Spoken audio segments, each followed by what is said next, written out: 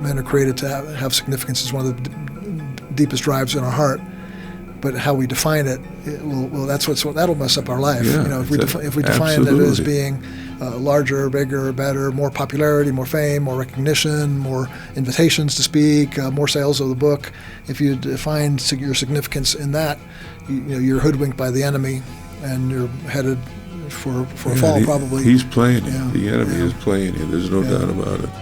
Seeing major church leaders walk away from the faith has almost become a common feature in the news. Many believers are left asking why, what happened. In today's episode, Doug Welbourn joins us to share his insights after years of counseling pastors and church leaders.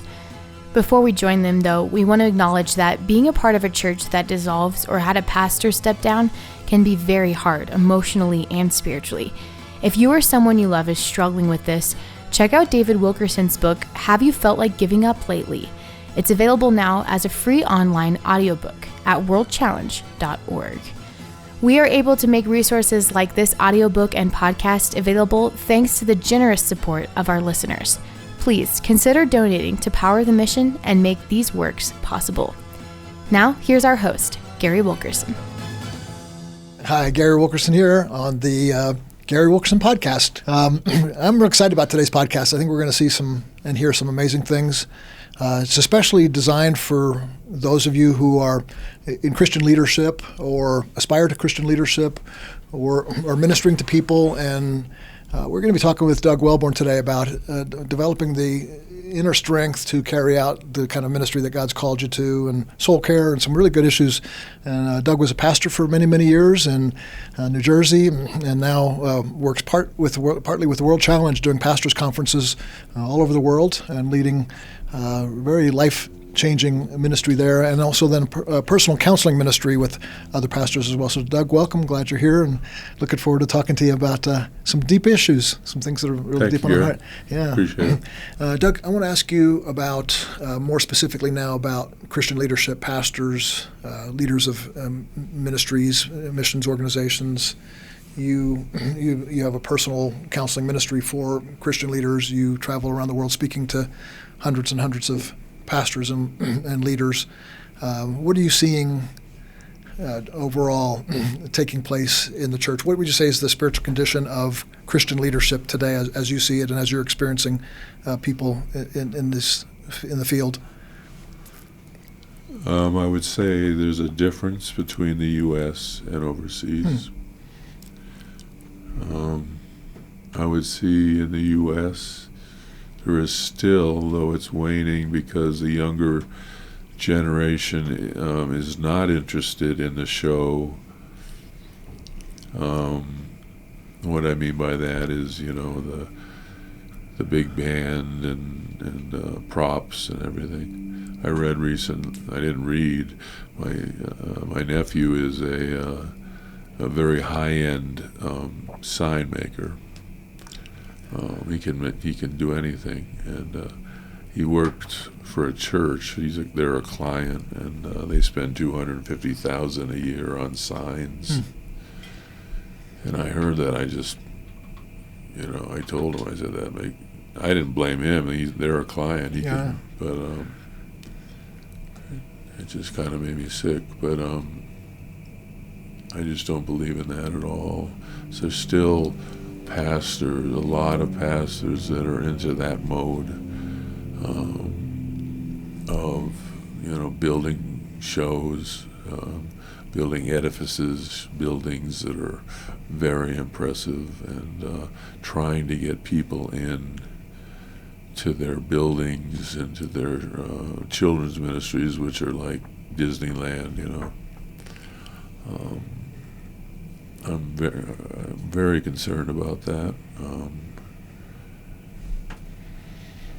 I guess in a nutshell, Jesus doesn't need that to be cool. Mm-hmm.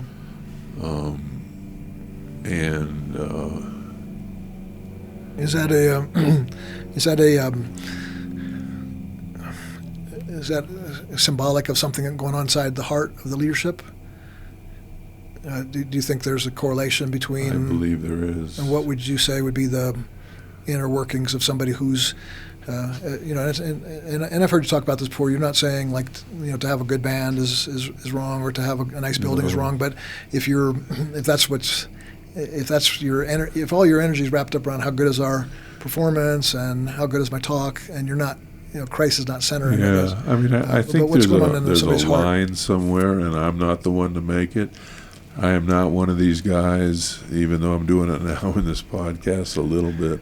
I don't go around knocking churches. But you are somebody who's seeing kind of underneath, you're looking underneath the hood, and you're seeing the condition of a pastor's heart, who is striving, burned out.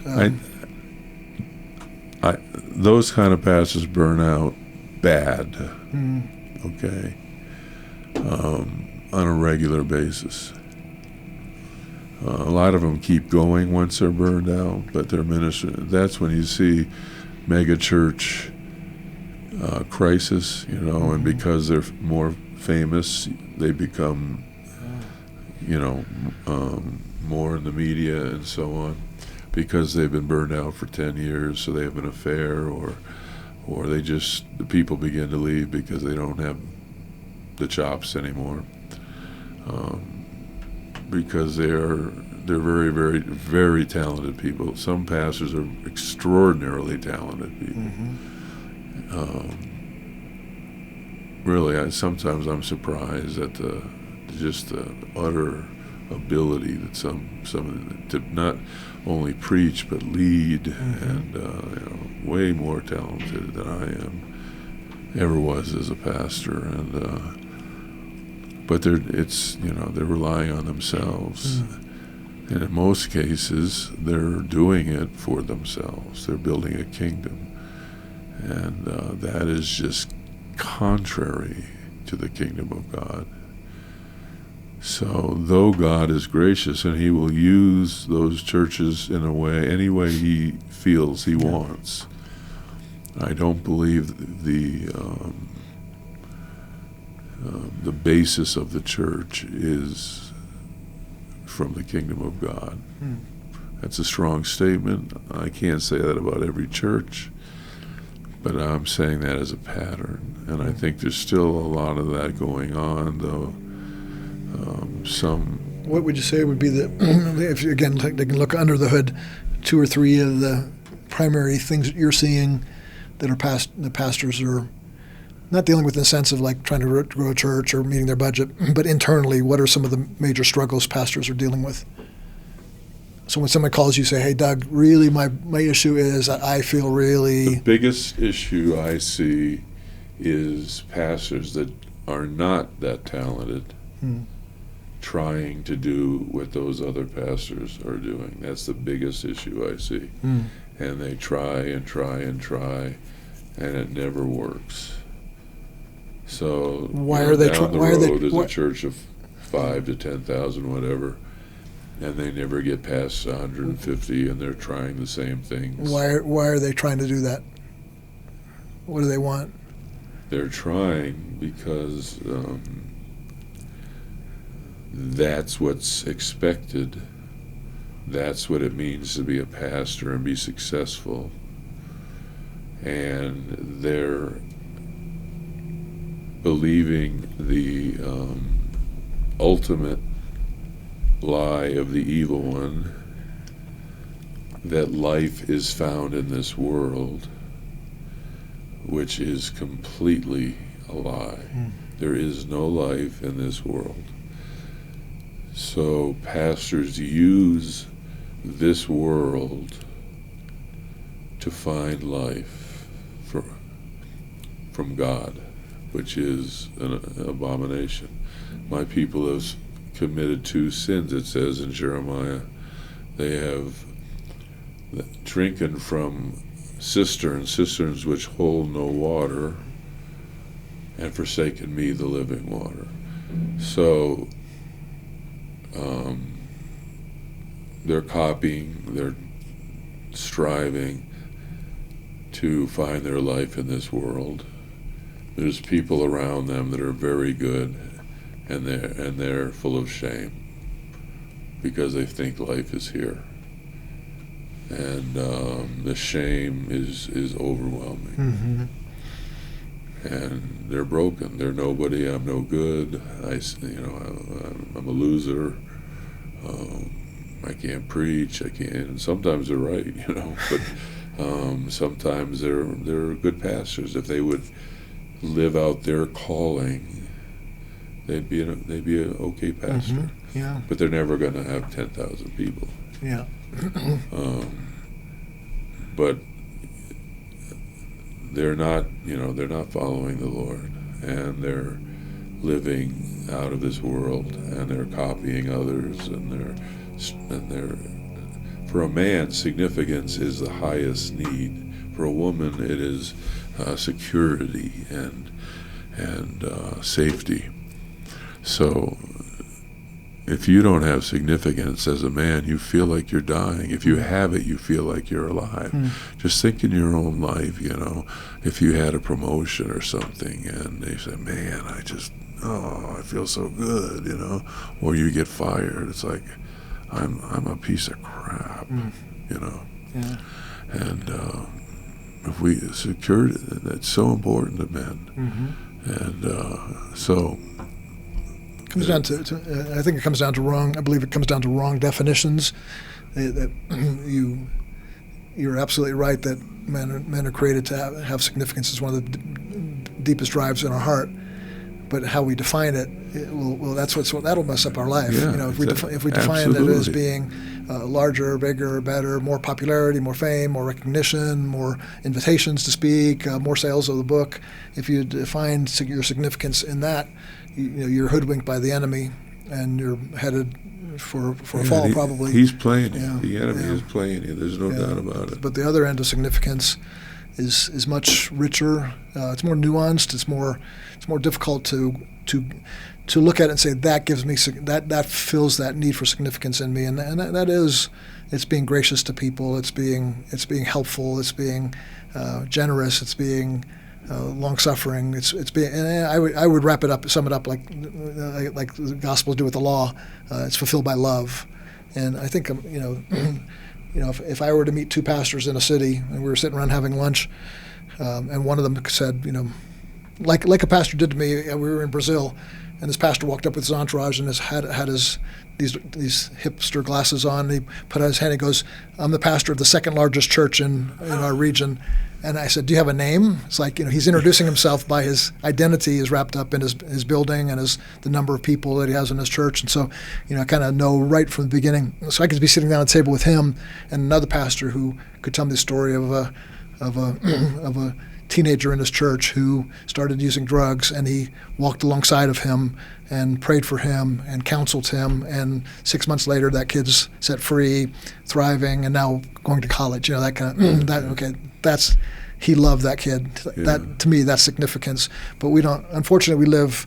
Some of this is not our fault in a sense. I don't mean to excuse our own sin, but we are culturally inundated with this messages of smell good, look good, have a lot of Twitter followers, become famous, become rich, become wealthy, and that seeps into ministry too. And so our culture around us, and that's why I think it's different. It's different. When I first asked the question about the state of pastors today, you said it's America is one thing, and the rest of the world is different, because I think there's a less. I see a lot, like when I'm in Poland or Ukraine, South America to some degree, Central America more, I don't see as much cultural pressure to become visibly successful by measurements that are not biblical. That's not their issue. No, right. I'm trying to think if I agree with you on it's not all our fault. Well, here's what I mean by that. So I grew up in New York, and when I was in New York, I kind of acted a bit like a New Yorker. There's a New York persona, right? Yeah, so did I when I pastored. Then when I moved to Texas, I was in a totally different culture. I kind of calmed down a little bit. I wasn't so hyper. I went for walks. The culture affected me, and that's what I'm saying. I think culture affects us. We're conditioned.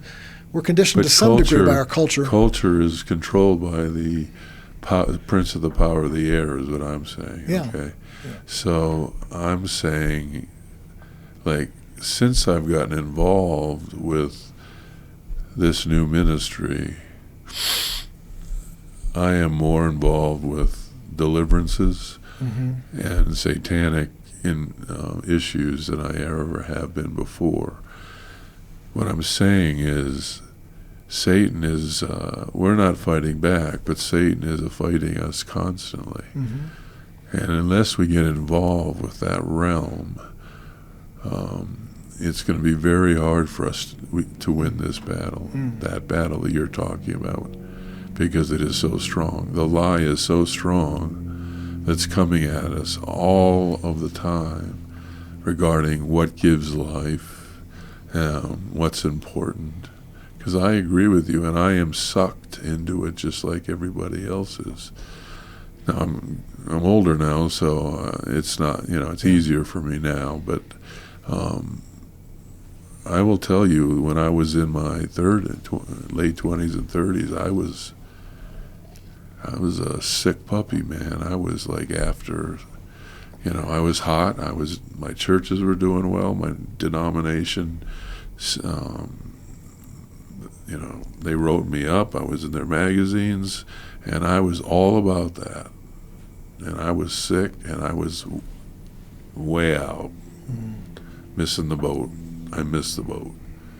And it took, a hit up a 2x4, and I thank God for it. Yeah, it's one of the kindest. It was my other big pain. And I thank God to this day that He gave me that, because I was what I can't say on a podcast. So we're under attack, and there's no life here, and we have to learn that. And the only way I know to do that is to wait on God. And I do believe in deliverance. I do believe Christians have allowed Satan to have footholds. I'm not talking, they're full of demons, but they've allowed footholds in their lives and strongholds in their lives, so that they, there's doors open for them to just be really captured by the world. Yeah, you can't ignore the supernatural. It's a lot of I found that it's bigger and than I used to think it is. I don't think I don't think there's a demon behind every bush, but I believe it's a lot bigger than I used to think. Yeah. I think there's there are, you can fall off the wagon on both ends of over emphasizing the demonic or ignoring that it's not there. As C.S. Lewis talked about that, in Screwtape Letters. That's one of the great strategies, is to pretend, get them convinced we're not here.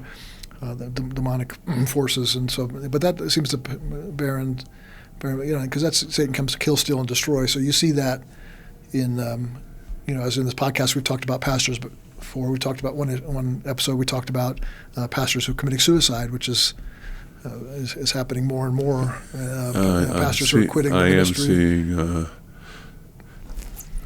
pastors quit more. 1,500 pastors quit a month. Right. 50% of all seminarians quit before 5 years, and there is more suicides that are taking place. So, yeah, and then you've got the radio station called me a couple days ago and asked me about the Joshua Harris, a well-known Christian author and pastor, who's first of all said he was getting divorced, and then he went on to say, sort of, I'm not a Christian anymore. And so you got pastors not only leaving the ministry now, they're leaving. It's not necessarily new, but it seems to be, and that's got to be something that was from. Just a shock. It's got to be from the enemy. That it's not just somebody who's, just on his own, just on kind of rationally thinking through things, or a pastor rationally thinking through whether I should keep my life or take it. These are demonic forces, right? I believe that. Yeah. I believe that. Yeah. And so your message to these pastors then, as you're traveling around, you preached. You were in El Salvador recently, and you did 11. You told me 11 sessions. Yeah, I preached a lot. And what are you trying to communicate? Since you've invited me to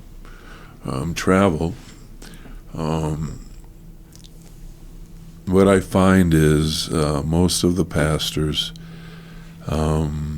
it's different in different places, obviously, based on what they've been taught. But number one, they're very devout. Some places are very poor, so they work a full-time job, and generally they're very sweet-spirited people. So I can't say enough about how much I love these people. God has given me a tremendous love for these pastors.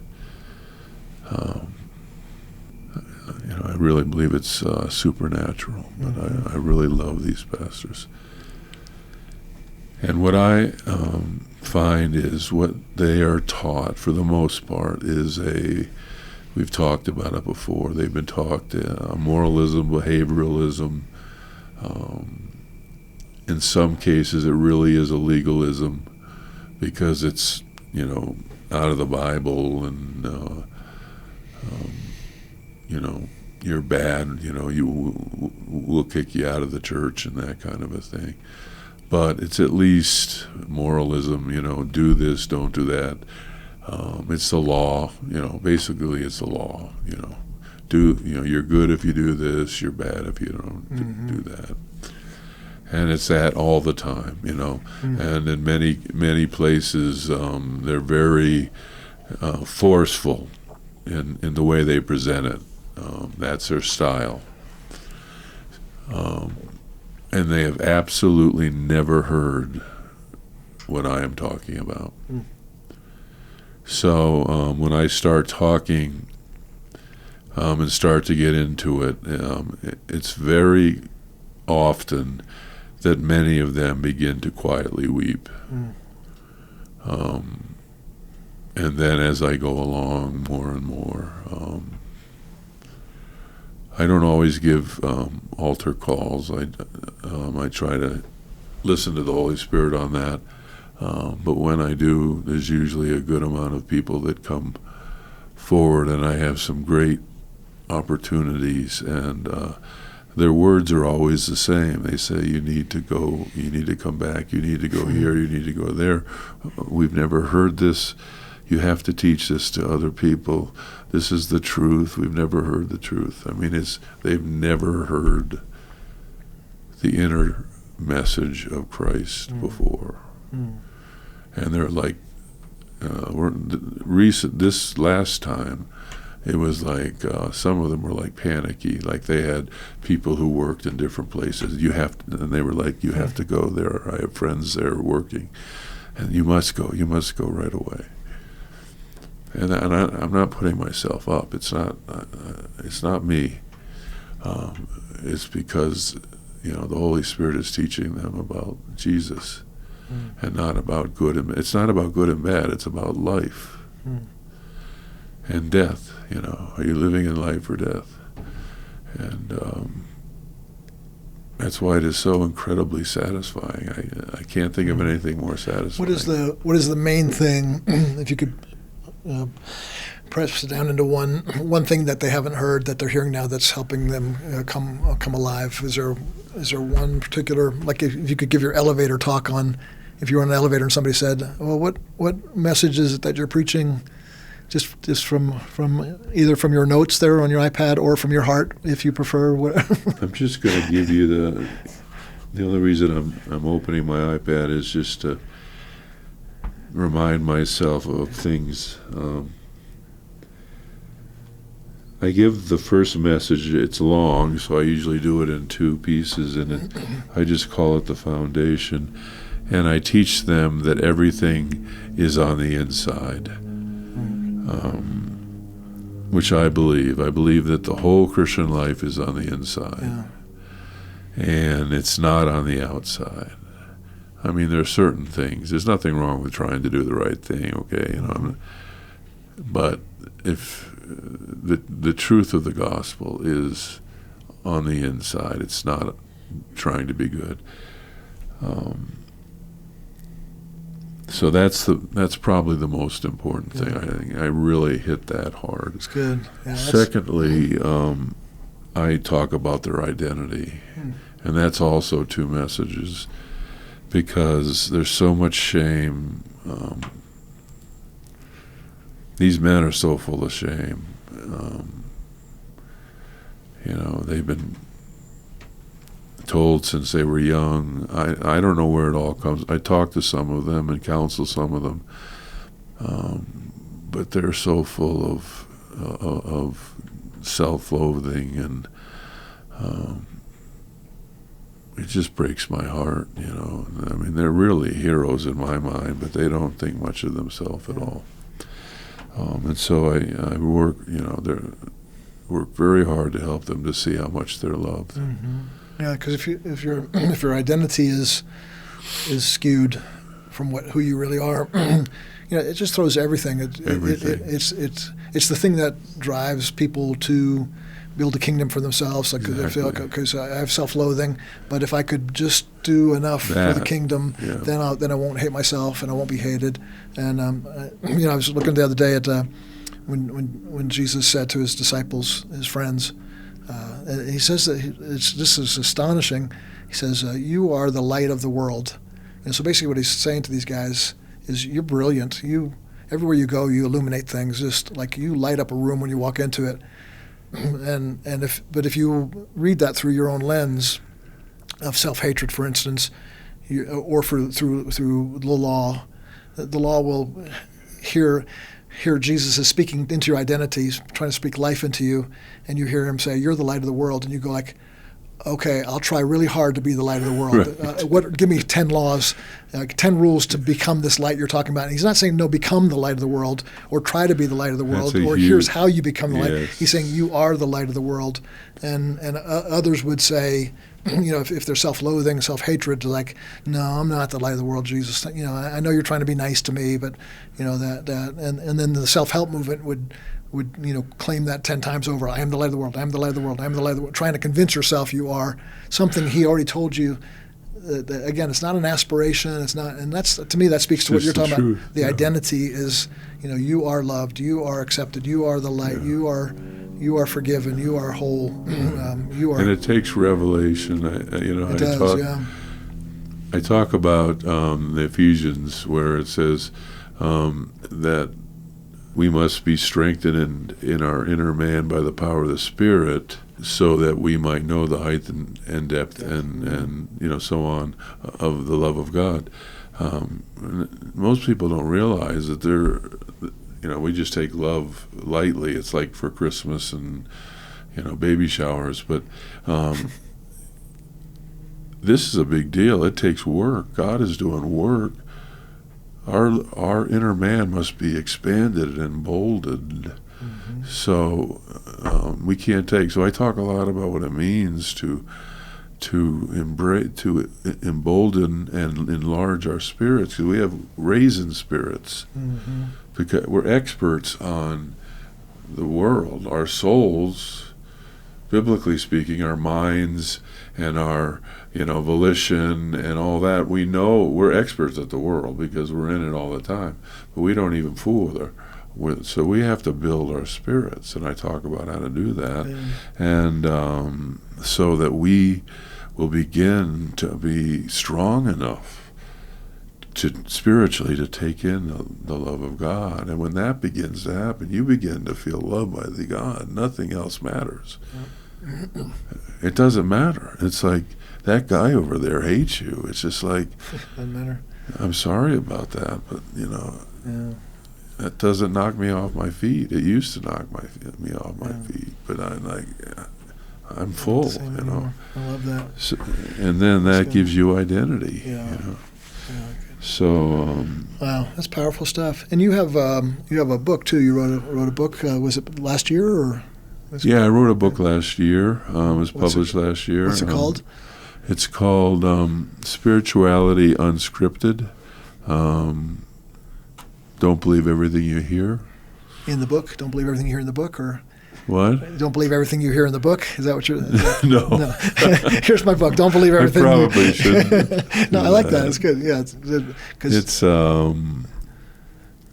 It just talks about these themes in a kind of a free flow style, but it talks about these. Okay. And how can people get it?